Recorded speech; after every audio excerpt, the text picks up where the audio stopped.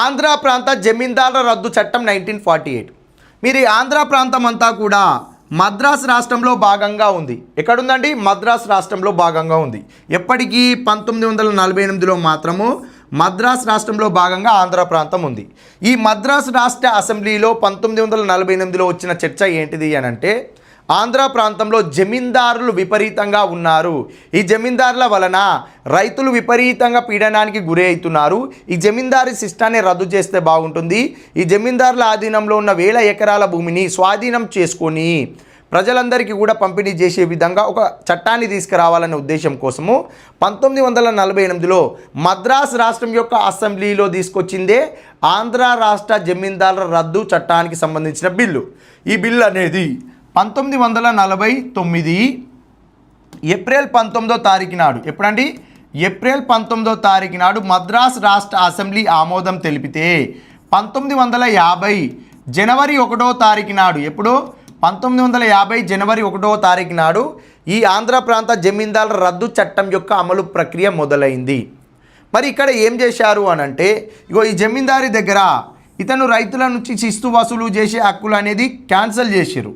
రెండోది, ఇతని ఆధీనంలో ఒక 1000 ఎకరాల భూమి ఉంది. ఈ 1000 ఎకరాల భూమిలో భాగంగా ఇతనికి ఒక ప్రామాణిక కమతం, అతని కుటుంబానికి సరిపడ ప్రామాణిక కమతానికి సరిపడ భూమిని ఉంచి, ప్రామాణిక కమతము అంటే ఏంటిది, అర్థం ఏంటిదంటే ఇతని కుటుంబము ఒక 5 సభ్యులు ఉంటే ఈ 5 సభ్యులకు ఒక సంవత్సరానికి గాను ఈ కుటుంబానికి సరిపడ ఆదాయము ఒక 5000 రూపాయలు. ఈ 5000 రూపాయలతోటి వీరికి ఆహారం వస్తుంది, ఈ కుటుంబానికి సంబంధించిన కనీస అవసరాలు తీరుతాయి. ఇలా ఈ కుటుంబానికి కావాల్సిన ప్రామాణిక ఆదాయం ఎంత? 5000 రూపాయలు. ఈ 5000 రూపాయలు అనేది ఒక సంవత్సరంలో ఒక 5 ఎకరాలలో పంటలు పండిస్తే వచ్చే ఆదాయం 5000 రూపాయలు అనుకుంటే, ఈ 5 ఎకరాలను ఏమంటారంటే ప్రామాణిక కమతం. ఈ ప్రామాణిక కమతం ద్వారా ఇతని కుటుంబం రోడ్డు పాలు కాదు, ఇతని కుటుంబం తన జీవన శైలిని సక్రమంగా జరపడానికి, తన కుటుంబానికి కావాల్సిన అన్ని సదుపాయాలు తీర్చడానికి ఈ 5 ఎకరాల ద్వారా వచ్చే ఆదాయం సరిపోతుంది అనుకుంటే దీనిని ఏమంటారంటే ప్రామాణిక కమతము అంటారు. ఇలాంటి ప్రామాణిక కమతానికి 4 నుంచి 5 రెట్లుగా, ఎంత? దాదాపుగా 4.5 రెట్లుగా భూమి ఉంచి, ఇప్పుడు 5 ఎకరాలను 4 రెట్లు అయితే ఎంత? 20.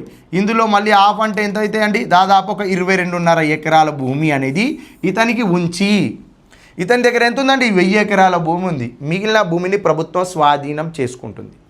ఇలా ప్రభుత్వం స్వాధీనం చేసుకున్న తర్వాత మరి వీళ్ళకేమైనా, ఈ జమీందారులకు ఏమైనా నష్టపరిహారం ఇస్తుందా అంటే నష్టపరిహారం ఇవ్వడం జరుగుతుంది.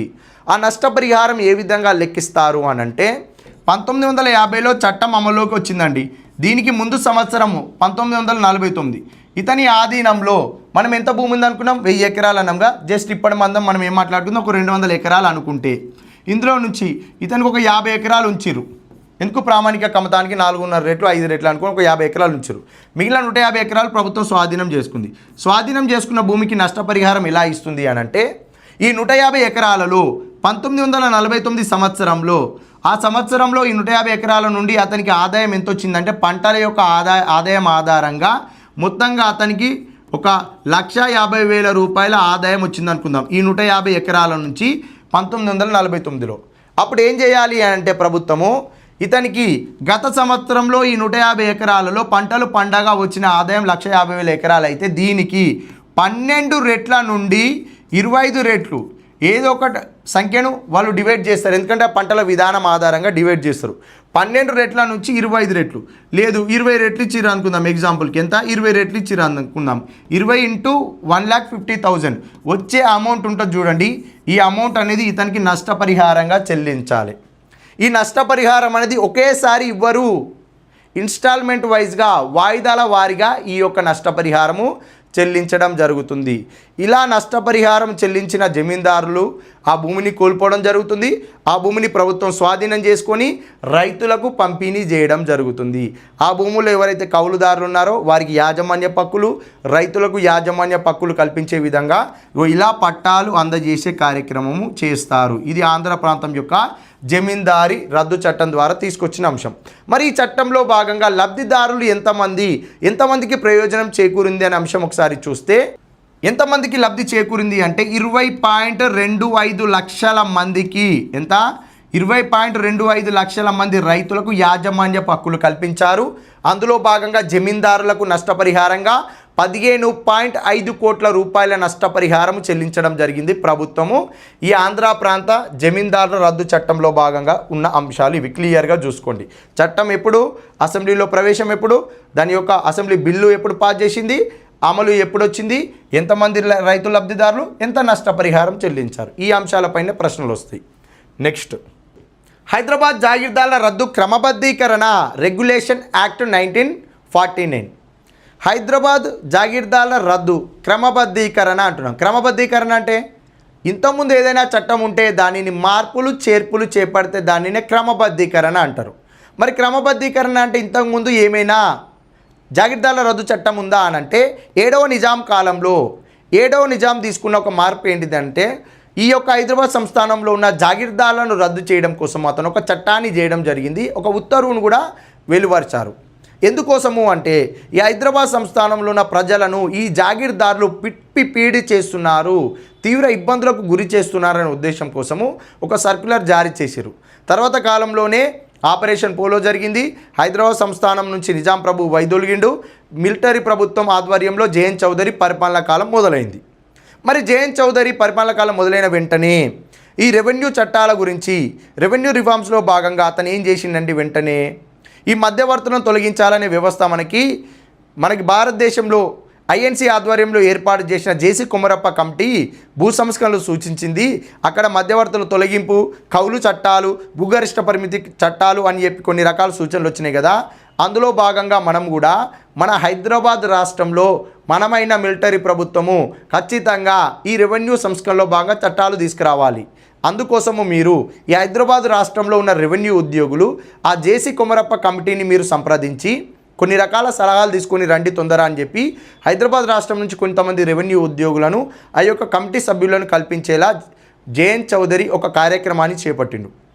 వాళ్ళని సంప్రదించి తిరిగి హైదరాబాద్ రాష్ట్రానికి వచ్చిన వెంటనే మనం మధ్యవర్తుల తొలగింపులో భాగంగా హైదరాబాదు రాష్ట్రంలో ఇంతకుముందు నిజాం ప్రభుత్వ కాలంలో మనకి జాగీర్దార్ల రద్దు చట్టం అనే ఒక సర్క్యులర్ జారీ అయింది.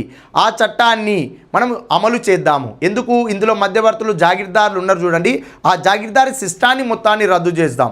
వీటితో పాటు నిజాం ప్రభుత్వం యొక్క ఆధీనంలో వీటినే సర్వే కాస్ భూములు అంటాం చూడండి, ఆ సర్వే కాస్ భూములను కూడా ఈ చట్టంలో భాగంగానే రద్దు చేసి ఆ భూములను కూడా ప్రభుత్వం స్వాధీనం చేసుకునే విధంగా మనము హైదరాబాద్ జాగీర్దార్ల రద్దు క్రమబద్ధీకరణ రెగ్యులేషన్ చట్టాన్ని అమలు చేద్దామని చెప్పి హైదరాబాద్ రాష్ట్రంలో ఉన్న రెవెన్యూ ఉద్యోగులు సలహా ఇస్తే జేఎన్ చౌదరి ప్రభుత్వం వెంటనే 1949 ఆగస్టు 15 నాడు దానికి ఆ యొక్క చట్టానికి హైదరాబాద్ జాగీర్దార్ల రద్దు క్రమబద్ధీకరణ చట్టానికి ఆమోదం తెలపడం జరిగింది.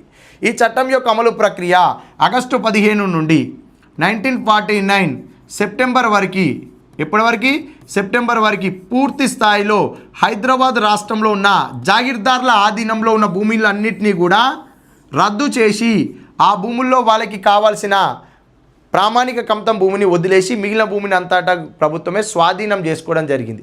వీటితో పాటు ఇంకొక అంశం ఏంటిదంటే నిజాం యొక్క వ్యక్తిగత ఖజానాకు సమకూరే సర్ఫ్ ఈ కాస్ భూములు ఏంటిదండి, సర్ఫ్ ఈ కాస్ భూములను కూడా ప్రభుత్వము రద్దు చేసి స్వాధీనం చేసుకోవడం జరిగింది. ఏం చేసిందండి, ప్రభుత్వమే స్వాధీనం చేసుకోవడం జరిగింది ఆ భూములను కూడా ఈ హైదరాబాద్ జాగీర్దార్ల రద్దు క్రమబద్ధీకరణ చట్టంలో భాగం. ఇలా 7,866 గ్రామాలలో 975 జాగీర్లను రద్దు చేసి ఈ 7,866 గ్రామాలలో ఉన్న భూమిని ప్రభుత్వం స్వాధీనం చేసుకుంది. మరి ఇలా స్వాధీనం చేసుకునేటప్పుడు ఈ 975 జాగీర్లను రద్దు చేశారు కదా, రద్దు చేసినప్పుడు వీళ్ళకి 18 కోట్ల రూపాయల నష్టపరిహారాన్ని చెల్లించడం జరిగింది. ఎంత అండి, 18 కోట్ల రూపాయల నష్టపరిహారాన్ని చెల్లించింది. ఈ 18 కోట్ల రూపాయల నష్టపరిహారం కూడా విడతల వారీగా చెల్లించారు. ఎంత, విడతల వారీగా చెల్లించారు. ఇలా 1990కి వచ్చేసరికి ఈ 18 కోట్ల నష్టపరిహారం కాస్త 24 కోట్ల రూపాయలకు పెంచి పూర్తి స్థాయిగా జాగీర్దార్లకు నష్టపరిహారము చెల్లించడం జరిగింది. ఈ అంశాన్ని కూడా గుర్తుపెట్టుకోవాలి.